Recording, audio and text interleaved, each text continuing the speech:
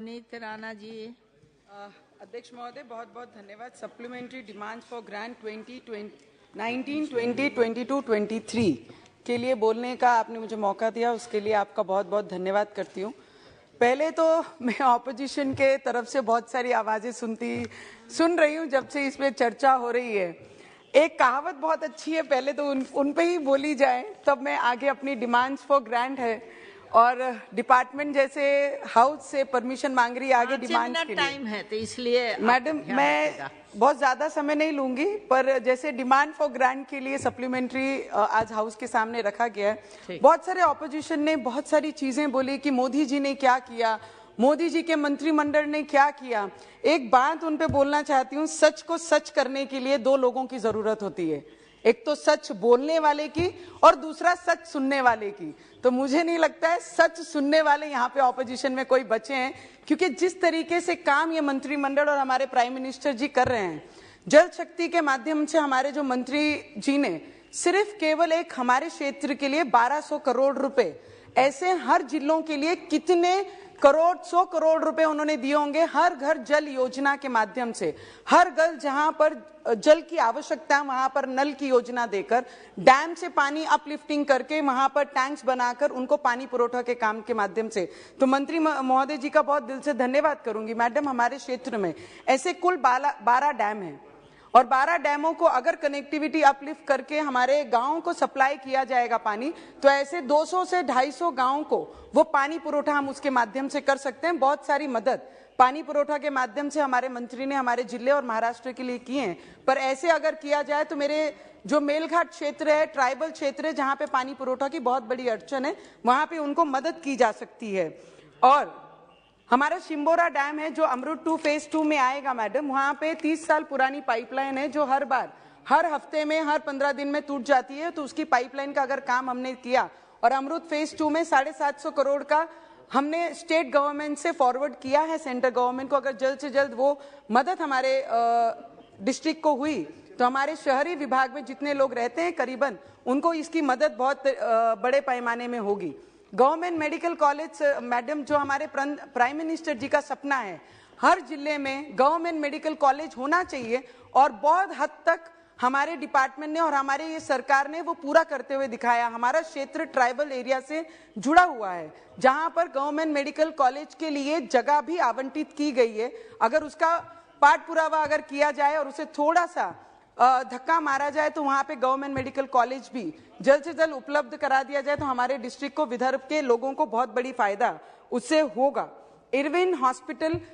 है वो अभी 300 बेडेड का है, पर जहां पे डिवीजन हमारा हेडक्वार्टर है, हमारा डिस्ट्रिक्ट, वहां पे अगर 750 से 1000 बेडेड किया जाए तो गरीब लोगों को जो वहां पे जाके अपना इलाज कराते हैं उनके लिए भी बहुत मदद होगी। मैडम, सभी लोगों ने, ऑपोजिशन ने कहा, महाराष्ट्र के मेरे कुछ कलीग ने अभी बात करते हुए कहा कि क्या किया, टैक्स में क्या किया, जीएसटी में क्या किया, डॉलर्स में क्या किया। अरे परसों ही 11 तारीख को मोदी जी ने विदर्भ, जो सबसे निग्लेक्टेड एरिया माना जाता था, उनके गवर्नमेंट में, उनके शासन में पिछले दिनों में 4 दिन पहले मोदी जी, प्राइम मिनिस्टर जी वहां पे आके कई 100 करोड़ों का समृद्धि महामार्ग, बाला साहेब ठाकरे महामार्ग बनाने का उद्घाटन किया गया, एम्स का उद्घाटन किया, वंदे भारत का उद्घाटन किया, मेट्रो का उद्घाटन किया। ये ऑपोजिशन के लोग क्यों भूलते हैं कि अच्छी चीजों को भी ये सभागृह को अवगत कराना चाहिए कि ये राज्य में किस तरीके से सरकार काम कर रही है। पर वो सब चीजें ना बात करते हुए ऑपोजिशन करना है, बोलते हैं ना, कई लोग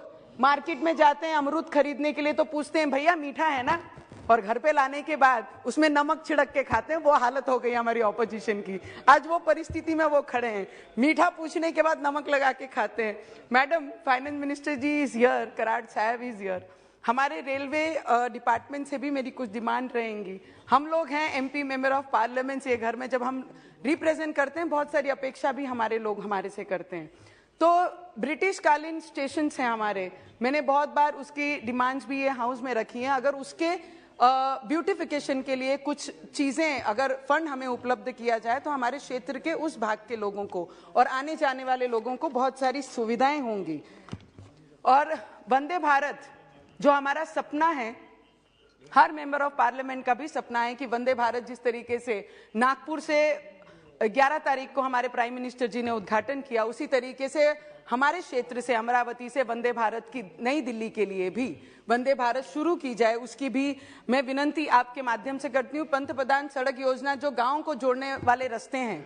उसके भी बहुत सारे फंड हमारे सेंटर से हम लोगों को मिले। 175 किलोमीटर मेरे क्षेत्र को यहाँ से सेंटर से प्राइम मिनिस्टर जी के योजना से हमें हमारे लोगों को व्यवस्था के लिए दिया गया है। तो मेरी डिमांड यही रहेगी कि ग्रामीण क्षेत्र, ट्राइबल क्षेत्र के ऐसे कई सड़क हैं, उसको जोड़ने के लिए अगर प्राइम मिनिस्टर जी के ये योजना से हमें और फंड दिया जाएगा तो मेरे गांव के जो गांव एक दूसरे के साथ जुड़े नहीं है, उसे जोड़ने का मौका हम लोगों को अपने क्षेत्र में काम कर कर लोगों को जोड़ने का मौका मिलेगा। Sir madam,